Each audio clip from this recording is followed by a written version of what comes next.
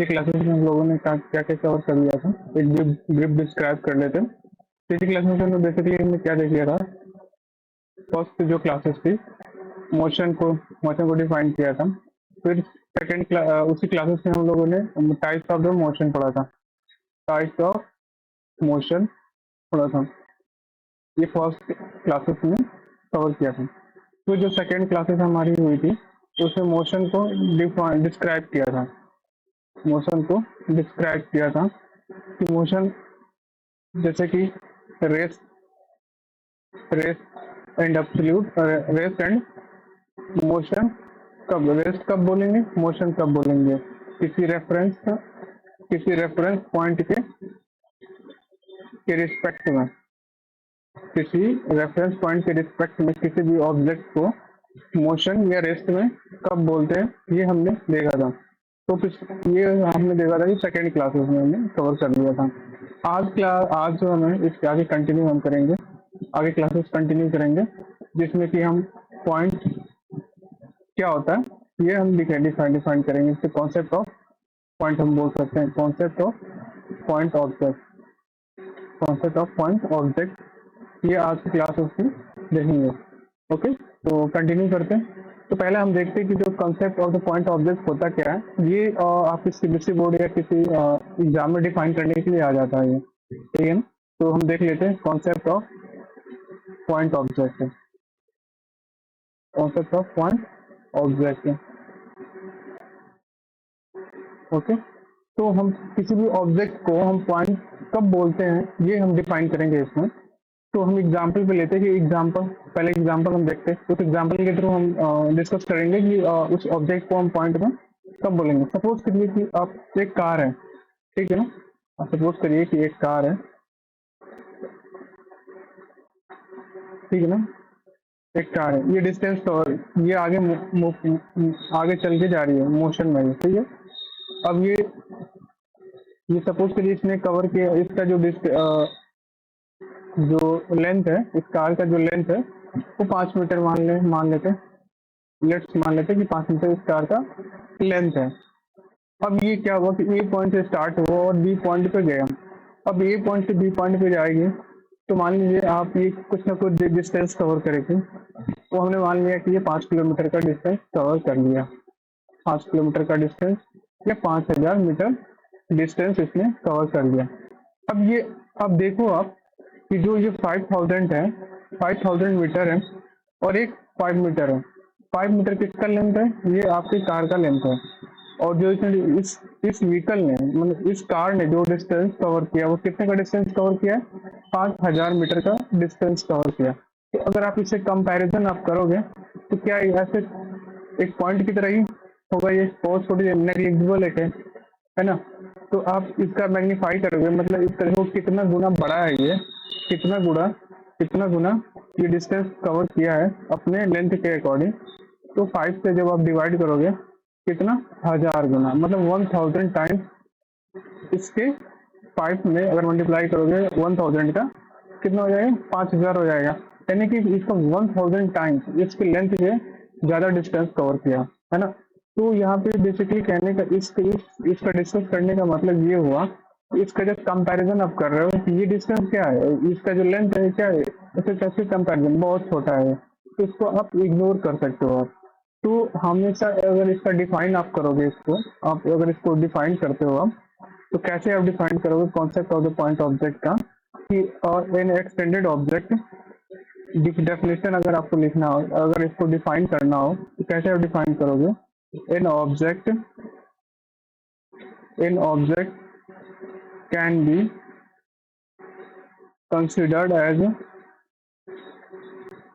considered as a point object when distance traveled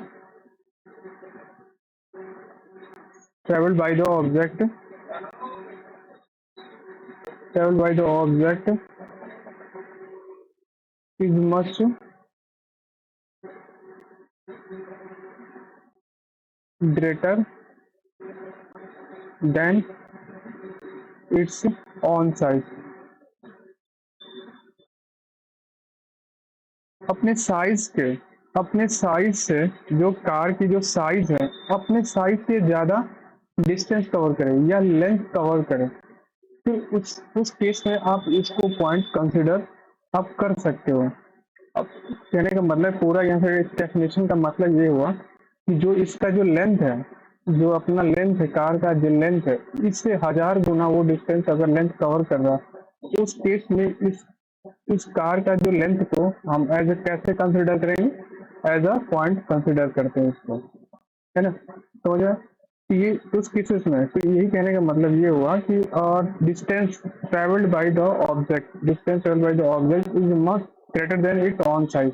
जो इसकी खुद की साइज है, अपने खुद की साइज से वो ज्यादा डिस्टेंस कवर कर रहा है, अपने खुद की साइज से जब ज्यादा डिस्टेंस कवर करता है, लेंथ ज्यादा कवर करता है, उस केसेस में इसको हम क्या कवर करते हैं, एज ए कंसिडर करते हैं, इसको हम पॉइंट कंसिडर करते हैं। अब ट्रेन का ही कंसिडर अब कर लो एग्जाम्पल में, अगर हम ट्रेन ट्रेन का लेते हैं, ट्रेन का एग्जाम्पल में अगर हम ट्रेन का लेते हैं, तो ट्रेन बेसिकली आपका क्या, ट्रेन का लेंथ अगर हम मान ली सपोज करें, मान ली 200 मीटर है, 200 मीटर है।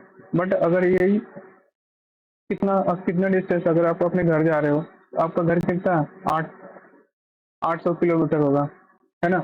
इसका तो जो लेंथ है, ये ट्रेन का लेंथ है, इस ट्रेन का लेंथ है।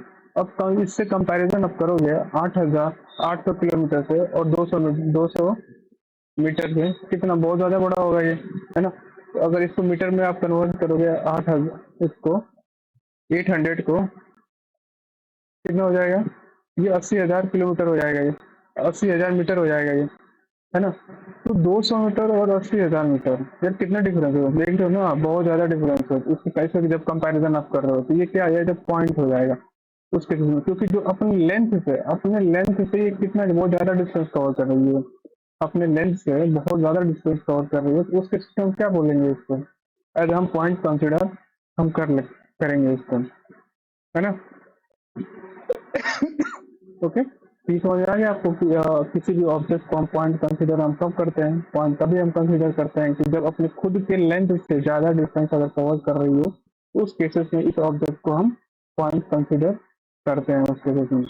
और एक एक्सेप्शन आता है, एक जो है आपका एक्सेप्शन आता है, वो एक्सेप्शन ये रहता है कि जैसे कभी कभी क्वेश्चन में ये बोल दिया जाता है, क्वेश्चन जब आता है उस केसेस में ये बोल जाता है कि कोई ट्रेन जो है प्लेटफॉर्म से, ये प्लेटफॉर्म है आपका, ठीक है, ये प्लेटफॉर्म है आपका, और ये ट्रेन है आपकी, ठीक है, ये ट्रेन है, ठीक है, ये ट्रेन है आपकी, ठीक है, ये ट्रेन है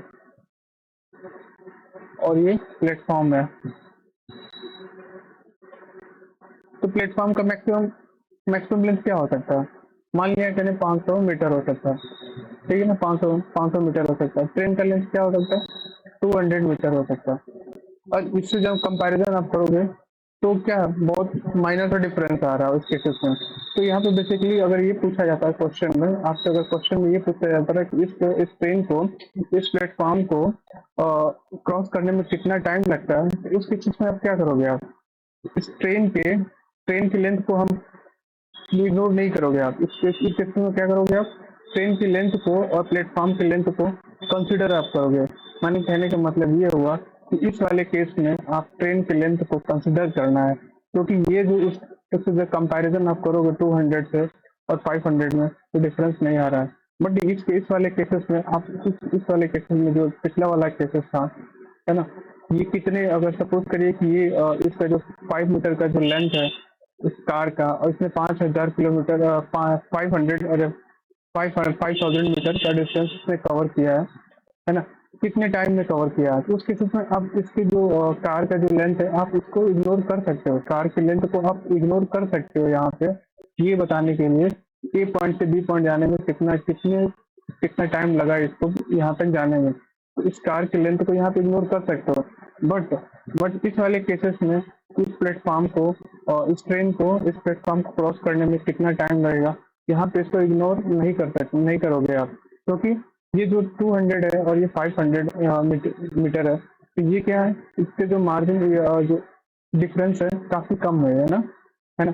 तो इस केसेस में आपको इग्नोर नहीं कर सकते हो आप। यहाँ पे इसके जो ट्रेन के लेंथ को, यहाँ पे लेंथ में कैलकुलेशन जब आप करोगे टाइम का, उसमें लेंथ को कंसिडर करना है। यहाँ पे लेंथ को आप कंसिडर करोगे। या फिर ये भी एक क्वेश्चन आता है कि किसी कोई ट्रेन है जो पोल से क्रॉस हो रही है ना, किसी पोल को क्रॉस करने में कितना टाइम लगेगा, उस केसेस में भी आप जो ट्रेन के लेंथ को या कार के लेंथ को आप क्या करोगे, कंसिडर आप करोगे। तो ये पॉइंट नहीं कंसिडर करना उस केसेस में, यहाँ पे पॉइंट कंसिडर नहीं करना है। जब लेंथ को आप कंसिडर आप करते हो उस केसेस में आप ट्रेन को पॉइंट कंसिडर नहीं करना होता है। और इस वाले केसेस में अब जो इसके जो कंपैरिजन है, आप जब भी क्वेश्चन में ये बोला जाए कि इस पॉइंट से इस पॉइंट जाने में कितना टाइम लगेगा, उस केसेस में इस ट्रेन के या कार के लेंथ को आप इग्नोर कर सकते हो, यहाँ पे इग्नोर कर दिया जाता है। ठीक है, तो आपको समझ में आ गया होगा कि पॉइंट कब हम कंसिडर करना है और कब उसी ऑब्जेक्ट को कब पॉइंट कंसिडर करना है, और उसी ऑब्जेक्ट के लेंथ को कब कंसिडर करना है। जब आप पॉइंट कंसिडर आप करोगे तो लेंथ नहीं कंसिडर करना है आपको, लेंथ कंसिडर नहीं करना है। और जब उसको ऑब्जेक्ट कंसिडर करोगे तो उस केसेस में आप उसके लेंथ को कंसिडर हमें बेसिकली करना होता है। ओके, ये समझ में आ गया होगा। ओके, बाकी नेक्स्ट चलते हैं हम आगे। नेक्स्ट आपका क्या है कि स्केलर एंड वेक्टर क्वांटिटी हम देखेंगे कि स्केलर क्वांटिटी और वेक्टर क्वांटिटी बेसिकली होती क्या है। ठीक है, तो इसको इरेज कर देता हूँ यहाँ से।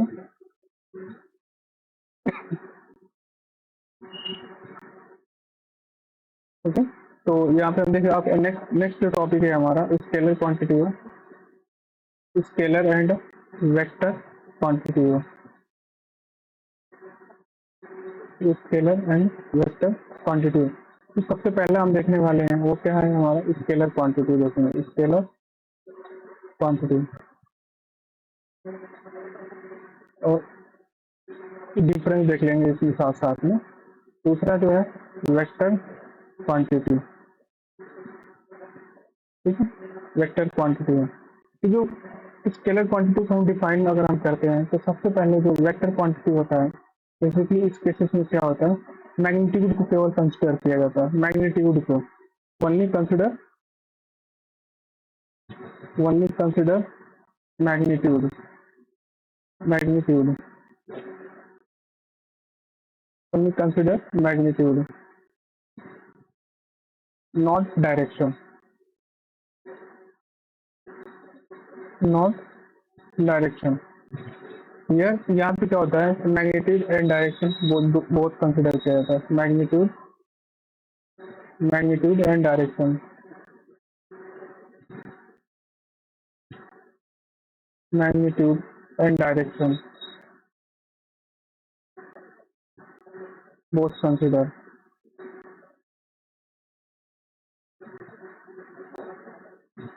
ओके, यहाँ पे मैग्नीट्यूड और डायरेक्शन दोनों को कंसिडर करना। और इस वाले केसेस में स्केलर क्वांटिटी में केवल हम मैग्नीट्यूड को कंसिडर करते हैं, डायरेक्शन को कंसिडर नहीं करते हैं।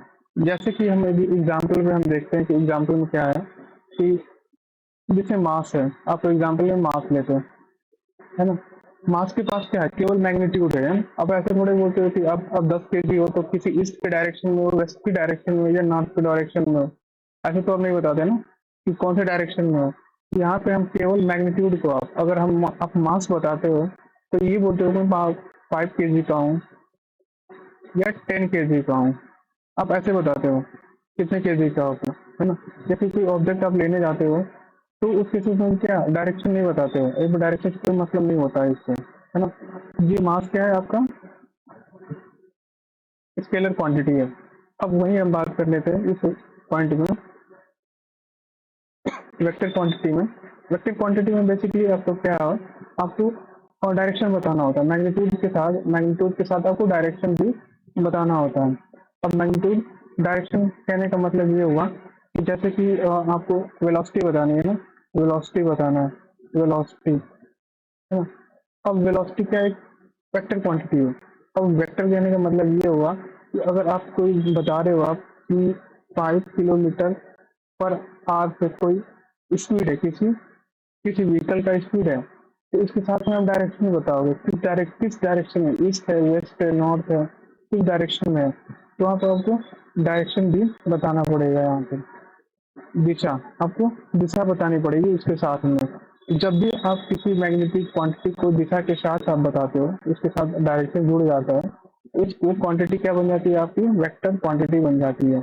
अब जब भी कोई क्वांटिटी आप बताते हो, केवल इसके साथ मैग्नीट्यूड होता है, डायरेक्शन नहीं होता, इस केस में क्या होता है, उसको हम स्केलर क्वांटिटी बोलते हैं। आप उसको स्केलर क्वांटिटी बोलते हैं। इसका एग्जाम्पल हम डेफिनेशन आपको हम बताऊंगा, डेफिनेशन इसको क्या है। दूसरा दूसरा क्या होता है इसका, कि जैसे कि आपका एडिशन करना हो ना, बताना हो, है ना, आपको बताना हो कि कैसे इसको ऐड करना है ना, तो स्केलर क्वांटिटी में अगर हम बात करें तो scalar quantity follow the algebraic law of addition. Scalar quantity scalar quantity scalar quantity follow algebraic algebraic law of addition.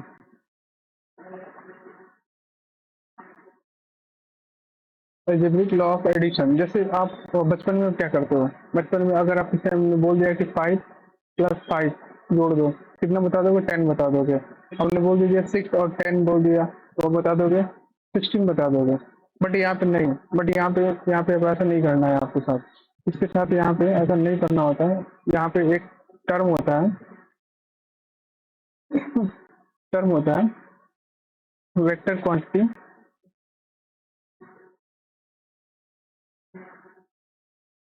Vector quantity follow algebraic vector law of addition, follow the vector law of addition,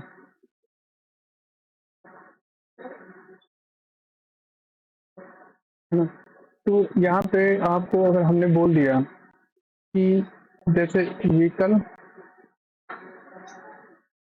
east के direction में गई है ना, हमने बोल दिया कि vehicle 5 kilometre east के डायरेक्शन में गई है, ईस्ट के डायरेक्शन में गई है ना। फिर से हमने बोल दिया कि 6 किलोमीटर पर आवर जो है वेस्ट के डायरेक्शन में गई है। तो ऐसा नहीं करोगे, आप जोड़ दोगे यहाँ पे, नहीं।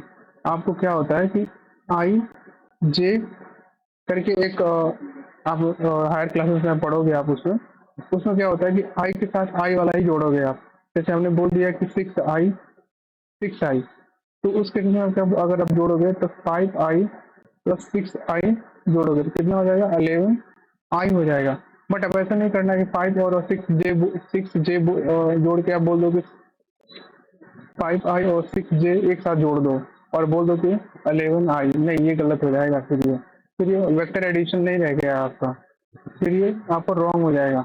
तो उसमें केसेस में जैसे क्या होता है कि आई और जे के आप पढ़ोगे, आप हर क्लास में आप पढ़ाया जाएगा उस केसेस में, तो आप समझना है। तो केवल और डायरेक्शन वाले डायरेक्शन के साथ ही, अगर ईस्ट वाले तो ईस्ट वाले के साथ ही जोड़ना है उसके साथ ना।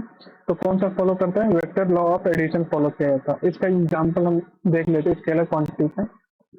स्केलर क्वांटिटी का एग्जाम्पल आप देख लो, एग्जाम में आता है, ठीक है। इसका डेफिनेशन वगैरह मैं बताऊंगा आपको।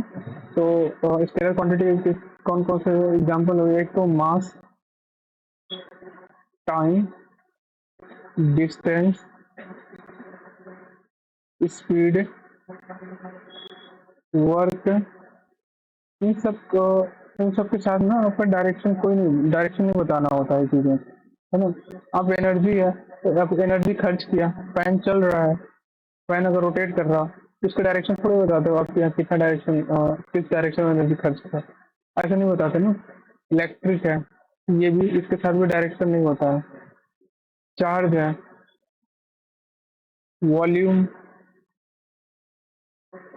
एक्सेट्रा, ये क्या है, स्केलर क्वांटिटी में आता है, ठीक है। और वही वेक्टर क्वांटिटी में आप देख लो, वेक्टर क्वांटिटी वेक्टर क्वांटिटी में क्या आता है आपका, बेसिकली वेक्टर क्वांटिटी में वेलोसिटी, एक्सीलरेशन एक्सीलरेशन हो गया आपका, और force, displacement, momentum, weight, weight हो गया, एरिया, टॉर्क, ये सारे क्या है आपका वेक्टर क्वांटिटी में आता है ये, ठीक है। अब हम आपको ये डेफिनेशन लिखवा देते हैं इनका ना, इनका डेफिनेशन आप लिख लोगे। इनका डेफिनेशन ऐसे एग्जाम में आपके आता है ना, डेफिनेशन लिखने के लिए आता है, ये दो टू मार्क्स में पूछ लेता है आप। तो स्केलर क्वांटिटी का डेफिनेशन क्या होता है ये हम आपको बता देते हैं। स्केलर क्वांटिटी का डेफिनेशन लिख लो आप, आगे समझ में आ गया। Scalar quantity definition. अब स्केलर क्वांटिटी, अब physical quantity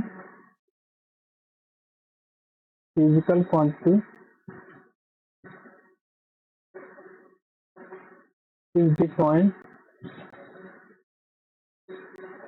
by its magnitude only, by its magnitude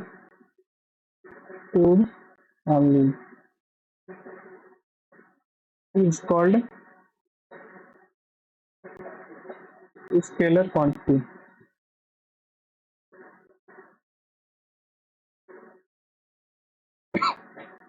okay, इसका एग्जांपल आपको बता दिया यहाँ पे, ठीक है। नेक्स्ट है आपका वेक्टर क्वांटिटी। वेक्टर क्वांटिटी आपको इसे लिखा है। अब physical quantity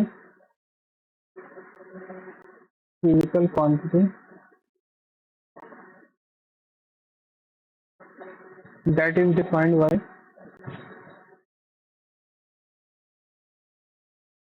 bye its magnitude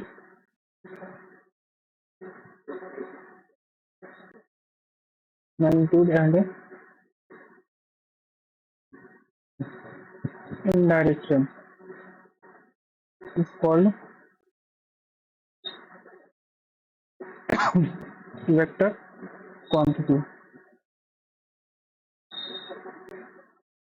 आप हमेशा याद रखना कि जो स्केलर क्वांटिटी है उसके साथ केवल मैग्नीट्यूड होता है, और वेक्टर क्वांटिटी होती है मैग्नीट्यूड एंड डायरेक्शन बोथ होते हैं, दोनों होते हैं।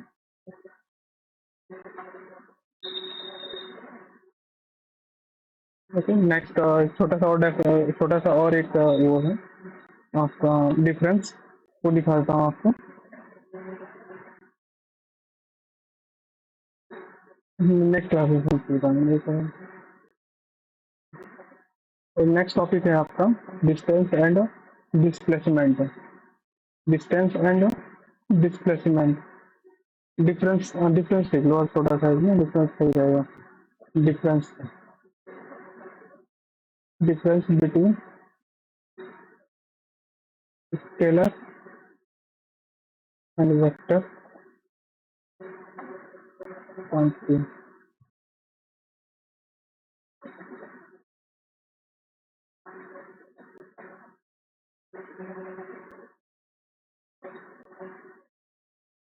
Only magnitude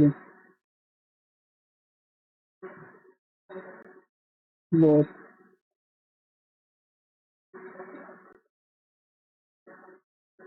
magnitude and direction, magnitude and direction both. दूसरा, तो quantity change,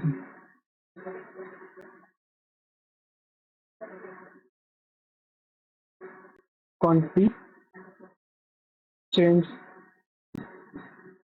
bye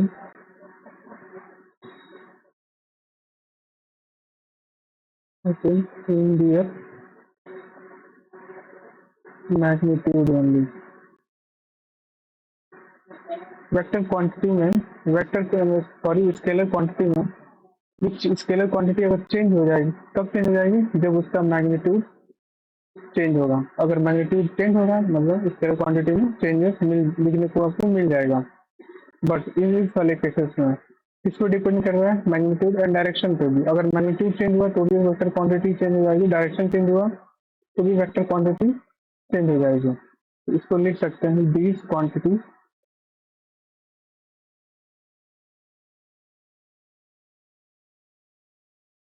these quantity change change bye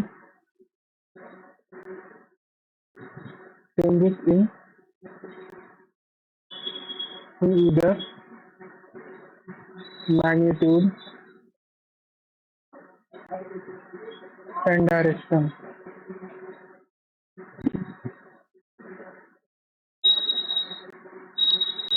or in both. Okay, तीसरा आपका डिफरेंस, तीसरा क्या डिफरेंस है? these quantity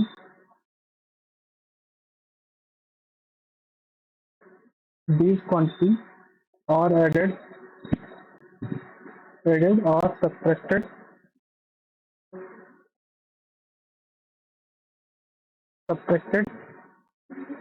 by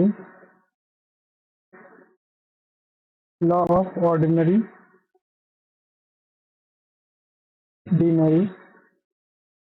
algebra.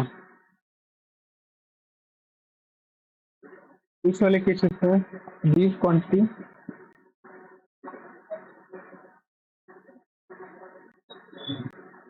quantity are added or subtracted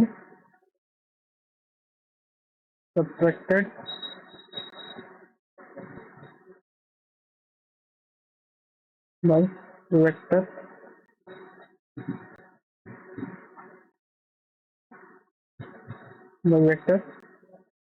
law of addition.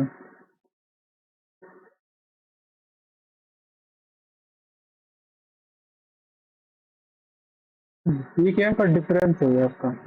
Example आपको बता दिया इसका, एग्जाम्पल कौन कौन से है ना, आपको एग्जाम्पल प्रीवियस में बता दिए, ये सारे एग्जाम्पल है इनके, इसका डेफिनेशन भी पिछले बेसिक चीजें आपको बता दिया कि जो स्केलर क्वांटिटी होती है केवल मैग्नीट्यूड होता है उसके साथ में, वेक्टर क्वांटिटी में मैग्नीट्यूड एंड डायरेक्शन बोथ होते हैं। तो स्केलर क्वांटिटी चेंज होगी तभी, कब चेंज होगी? जब इसका मैग्नीट्यूड चेंज होगा। वेक्टर क्वांटिटी कब चेंज होगी? या तो मैग्नीट्यूड चेंज हो गया तो भी चेंज हो जाएगी, या फिर मैग्नीट्यूड सेम रहा बट डायरेक्शन चेंज हो गया तो भी ये वेक्टर क्वांटिटी चेंज हो जाएगी। तो वेक्टर क्वांटिटी यहाँ पे डिपेंड कर रही है किससे? मैग्नीट्यूड एंड डायरेक्शन दोनों पे डिपेंड कर रही है। या तो दोनों चेंज हो जाएगा तो भी वेक्टर क्वांटिटी चेंज हो जाएगी, या दोनों में से कोई एक भी चेंज हुआ तो भी वेक्टर क्वांटिटी चेंज हो गई, है ना। तो ये दोनों पे डिपेंड कर रहा है। और जो वेक्टर स्केलर क्वांटिटी है इसका जो एडिशन और सब्ट्रैक्शन होता है बाई ऑर्डिनरी अलजेब्रा से होता है। मतलब 5 - 3 कर दो, 2 कर दो, 5 - 3 इक्वल टू कितना हो जाएगा? 2 हो जाएगा। 5 - 8 कर दो तो -3 हो जाएगा, है ना। तो ये ऑर्डिनरी अलजेब्रा एक तरीके का। बट वेक्टर क्वांटिटी में ऐसा नहीं है कि आप कोई भी मैग्नीट्यूड लो आप उसको ऐड कर दिए, सब्ट्रैक्ट कर दिए, नहीं। उसके साथ डायरेक्शन होता है, डायरेक्शन के साथ जो डायरेक्शन होगा उसी डायरेक्शन के साथ में ऐड और सब्ट्रैक्ट करना होता है। तो ये vector of law of vector addition होता है जो आपको 11th क्लासेस में पढ़ाया जाएगा उसमें। तो यहाँ पे बेसिक चीजें आपको बता दे रहा हूँ यहाँ पे। ओके, तो नेक्स्ट है आपका, अब इसके बाद जो नेक्स्ट हमारा होगा वो डिस्टेंस एंड डिस्प्लेसमेंट होगा। तो पहले हम स्लाइड ऐड कर लेते हैं दो, ठीक है।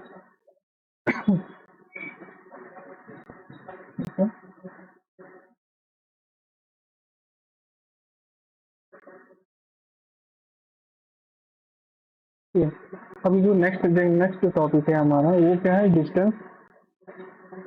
डिस्टेंस एंड डिस्प्लेसमेंट है। डिस्टेंस एंड डिस्प्लेसमेंट, ठीक है। अब पहले सबसे पहले हम देखेंगे डिस्टेंस क्या होता है।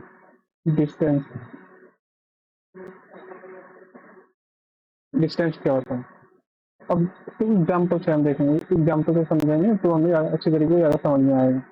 अब सपोज करिए कि एक रोहन है, इस पॉइंट पे जाना है। सपोज करिए रोहन ए पॉइंट से निकला और बी पॉइंट पे उसको जाना है, ठीक है। अब रोहन क्या किया? ये रास्ता अपनाया, ऐसे घूमते हुए यहाँ चला गया। फिर एक और जो लोग थे, कोई मान लीजिए श्याम है, फिर श्याम ने एक और दूसरा रास्ता अपनाया और यहाँ पे गया।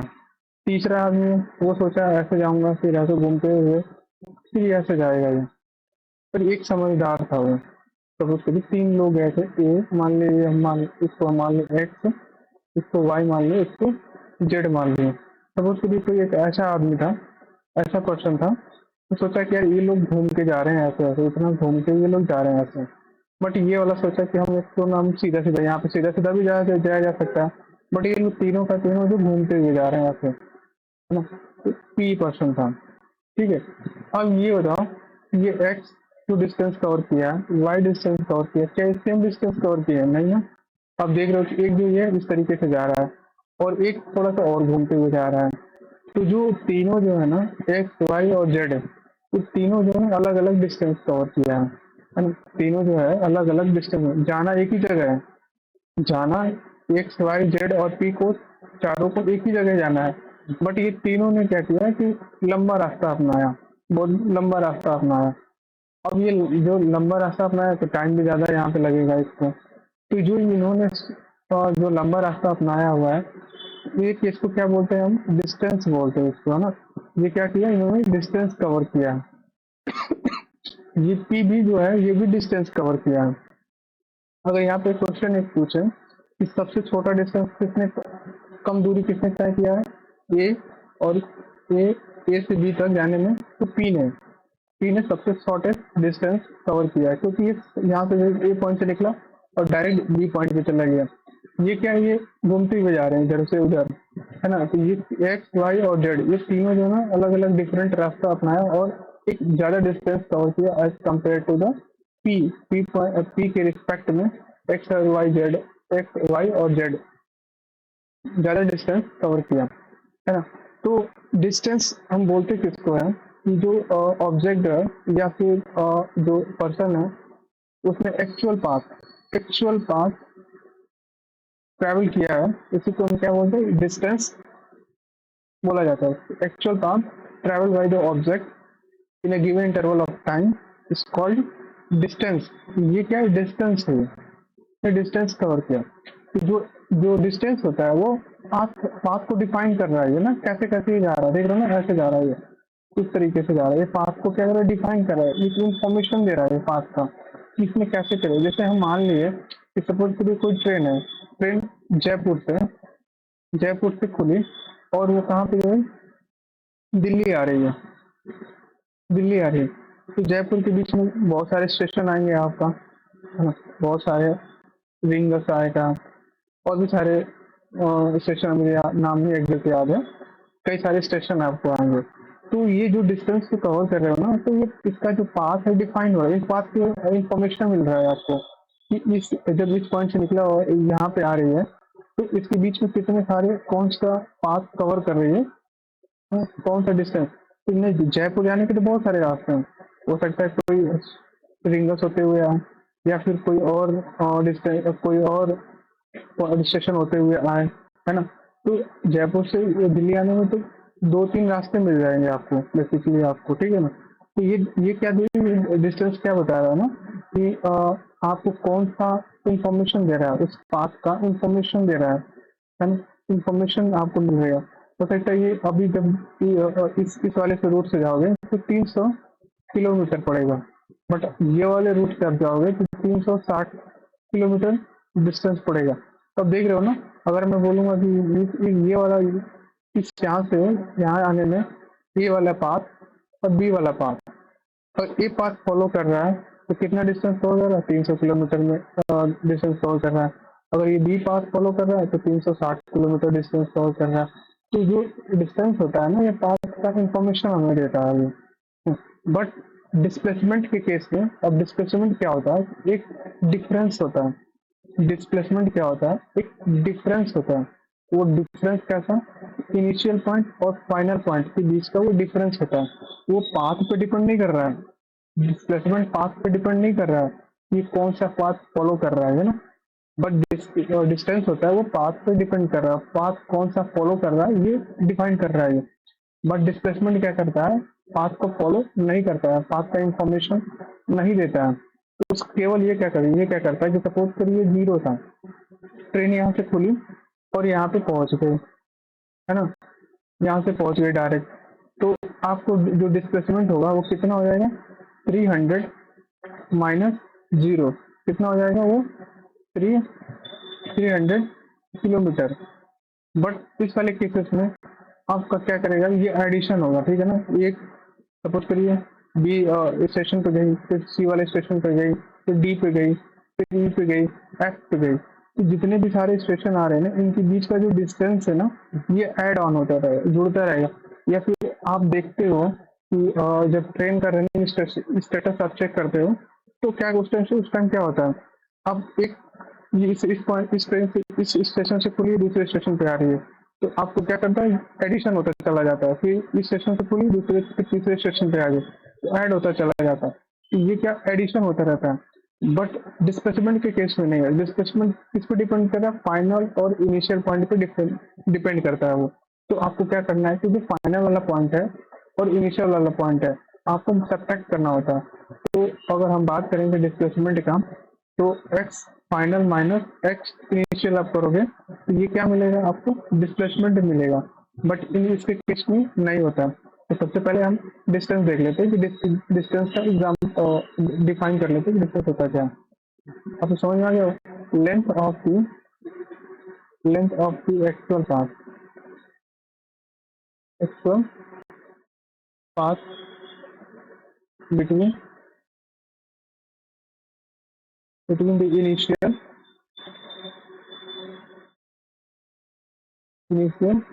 and final position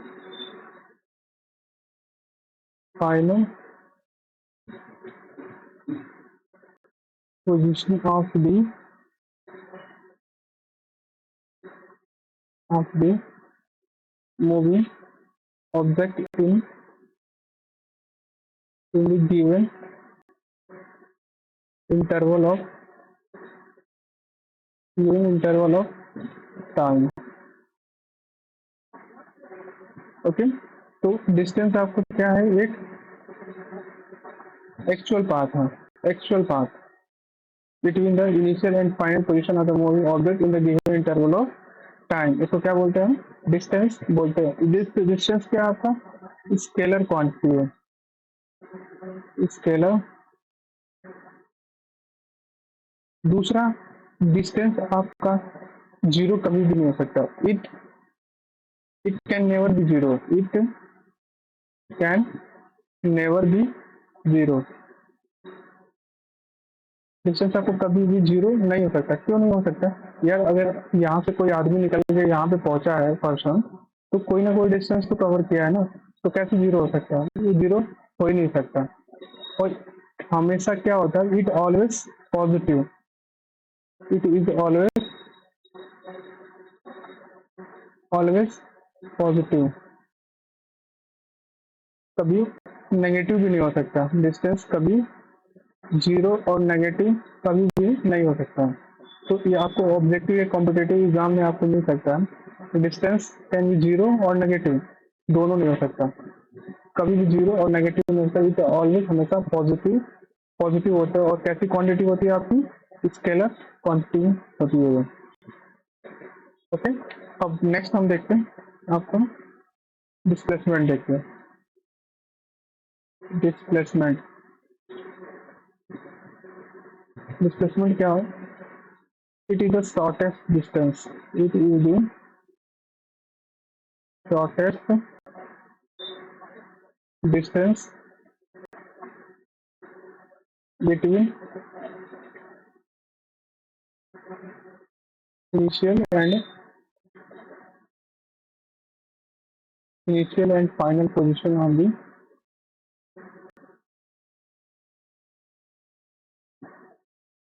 of the object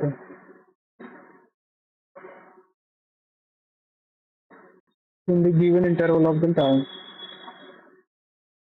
in the given interval of।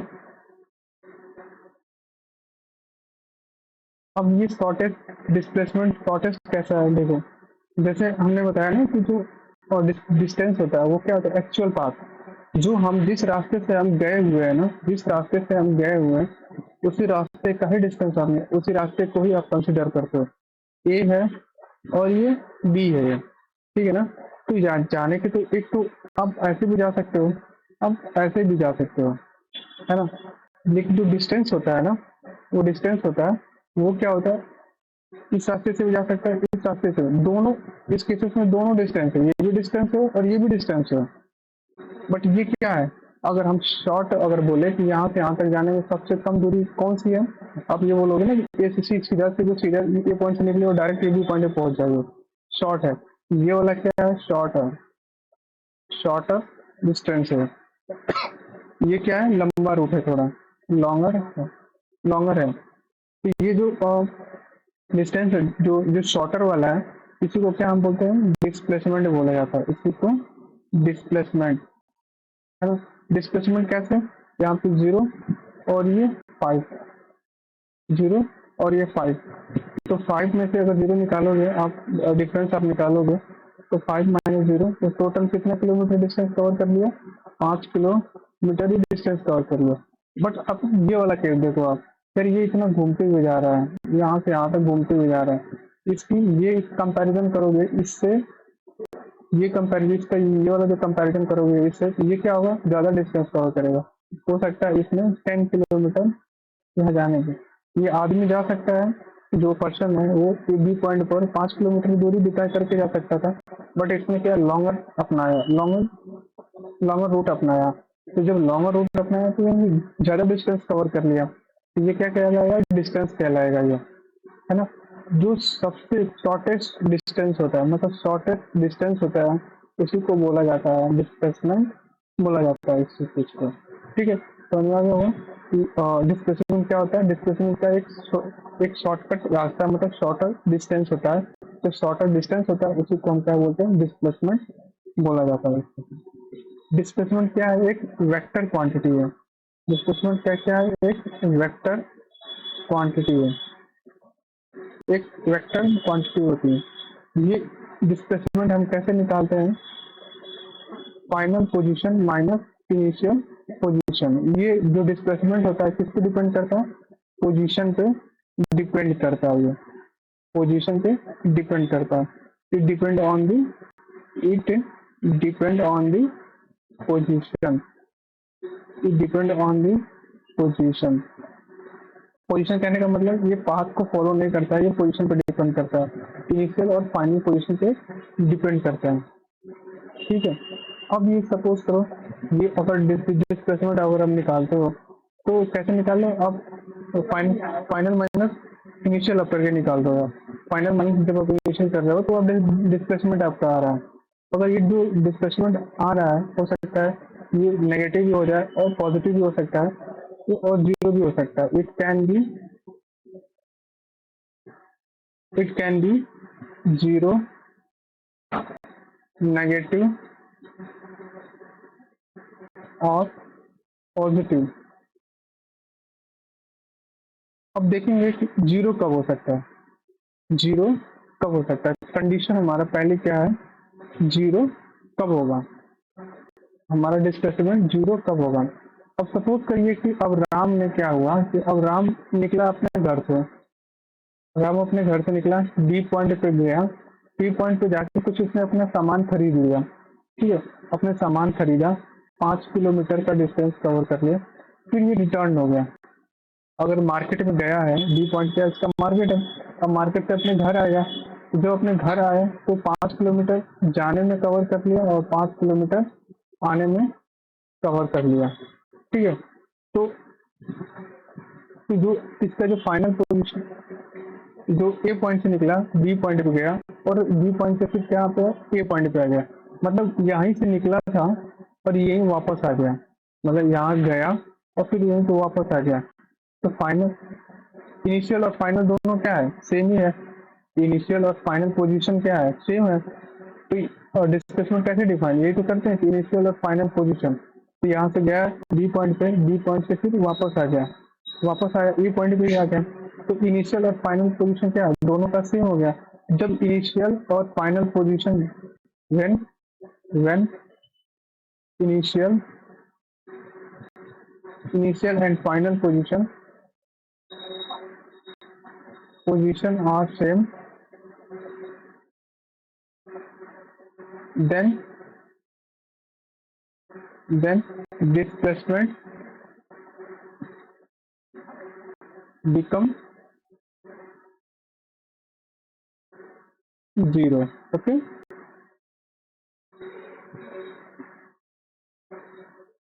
Displacement become 0।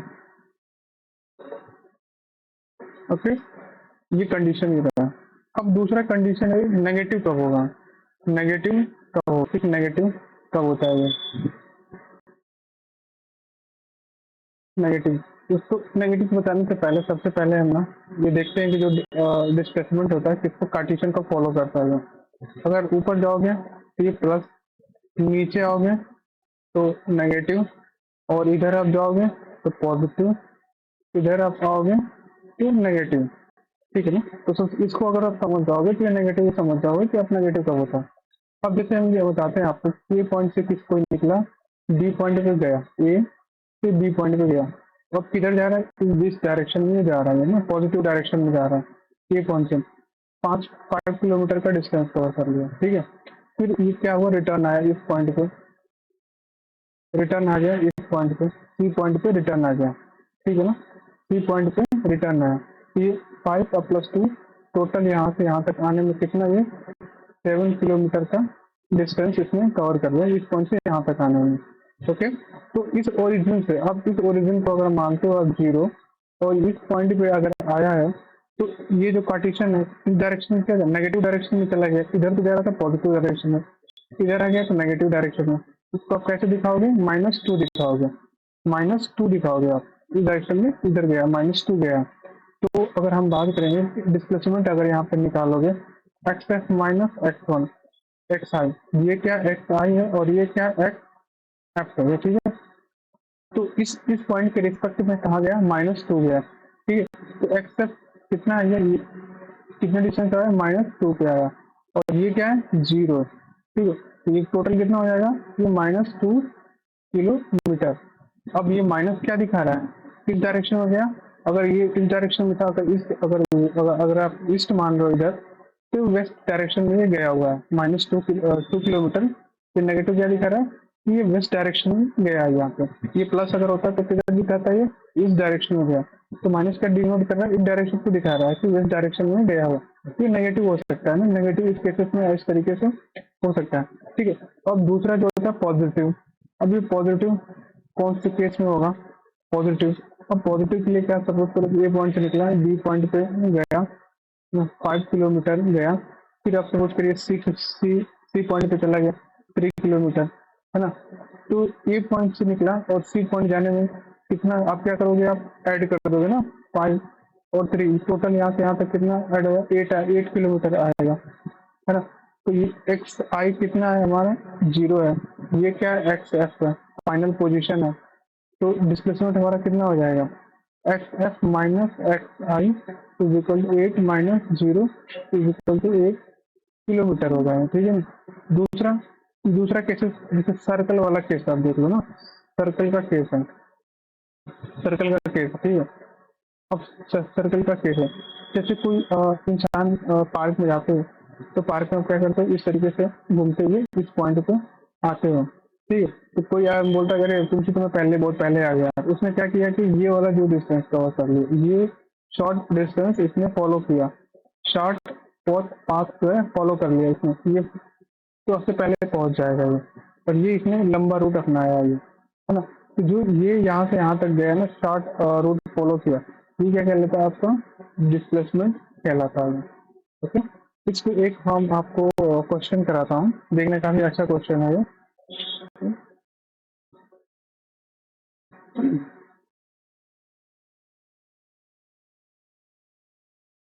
छोटा सा क्वेश्चन दिखाते हैं आपको।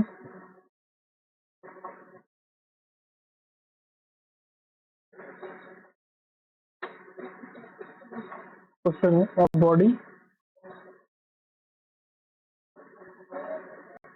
Is moving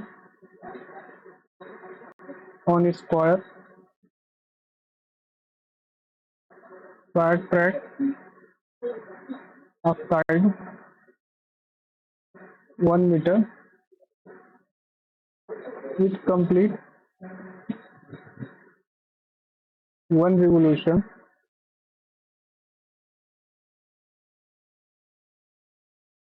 in 40 seconds. Calculate its distance and displacement. काफी अच्छा क्वेश्चन है। सोल्यूशन आपको क्या होगा कि सपोज करिए एक स्क्वायर है, ठीक है, आपका ये स्क्वायर है, ये स्क्वायर का साइड जो दे रखा है क्वेश्चन में 1 मीटर दे रखा है, 1 मीटर। अब ये जो ये क्या कर रहा है, ये डिस्टेंस जो कंप्लीट कर रहा है ना, 1 रिवोल्यूशन, यहाँ से सपोज के यहाँ से स्टार्ट किया और इसी पॉइंट पे ये ऐसे करके आ गया यहाँ पे, ठीक है, ऐसे स्टार्ट किया। तो जो 1 रिवोल्यूशन कंप्लीट कर रहा है ना, 1 रिवोल्यूशन ये कितने 40 सेकंड में कंप्लीट कर रहा है। अब ये बोल रहा है क्वेश्चन में, क्वेश्चन में आपको बोल रहा है 4 मिनट में, और ये इन 4 मिनट में, 4 मिनट में ये कितने डिस्टेंस और डिस्प्लेसमेंट आपका पूछा होगा। अगर ये 40 सेकंड में एक रिवोल्यूशन कंप्लीट कर रहा है तो 4 मिनट में कितना करेगा। तो पहले आप 4 मिनट को आप कन्वर्ट करोगे, 4 मिनट को आप किसमें कन्वर्ट कर दोगे, सेकंड में करके कन्वर्ट करोगे, तो कितना हो जाएगा, 240 सेकंड हो जाएगा। अभी 240 सेकंड, 40 सेकंड और एक रिवोल्यूशन कंप्लीट कर रहा है, 240 में कितना करेगा। तो आप number of revolution, number of revolution, number of revolution कितना हो जाएगा आपका, 240 डिवाइडेड बाय 40 कितना हो जाएगा, 6 रिवोल्यूशन। अब ये 6 रिवोल्यूशन कंप्लीट कर रहा है, एक निकला यहाँ पे आया, फिर आया सेकंड, फिर थर्ड, फिर फोर्थ, फिर फिफ्थ और सिक्स। तो ये क्या कर रहा है, 6 में तो 6 रिवोल्यूशन कंप्लीट करने के बाद इसी पोजीशन पे तो आया ना। अब रिवोल्यूशन कंप्लीट कर कहने का मतलब ये हुआ कि जिस पॉइंट से स्टार्ट किया उसी पॉइंट पे आएगा, तभी तो रिवोल्यूशन कंप्लीट होगा, तभी तो रिवोल्यूशन कंप्लीट होगा ना। तो जब जिस पॉइंट से स्टार्ट कर रहा है उसी पॉइंट पे अगर आ रहा है वो, तो इसका क्या मतलब हुआ कि उसकी जो इनिशियल और फाइनल पोजीशन दोनों का सेम रहा, इनिशियल और फाइनल पोजीशन अगर सेम रहा तो इसका डिस्प्लेसमेंट क्या होगा, 0 हो जाएगा। तो डिस्प्लेसमेंट हमारा कितना हो जाएगा, ये डिस्प्लेसमेंट, डिस्प्लेसमेंट क्या हो जाएगा, 0 हो जाएगा। अब डिस्टेंस, अब डिस्टेंस की बात करोगे तो 1 2 3 4, एक रिवोल्यूशन में कितना डिस्टेंस कवर कर रहा है, 4 मीटर रिवोल्यूशन कर रहा है। तो छह रिवोल्यूशन में कितना करेगा, 6 रिवोल्यूशन में कितना डिस्टेंस कवर करेगा आपका, 6 इंटू 4, तो 24 मीटर डिस्टेंस कवर करेगा, ठीक है। तो ये तो हमारा डिस्टेंस निकल जाएगा आपका, ये डिस्टेंस। अभी तो समझ में आ गया होगा। बाकी नेक्स्ट क्लास में उससे आगे देखेंगे, स्पीड एंड वेलोसिटी देखेंगे, काफी टाइप में। तो आप कंटिन्यू आप देखते रहो, आप इसको आप रिवीजन करते रहो, काफी चीजें अच्छी तरीके से समझ में आएगी जब तक आप रिवीजन आप करोगे। ओके, नेक्स्ट क्लास में मिलते हैं।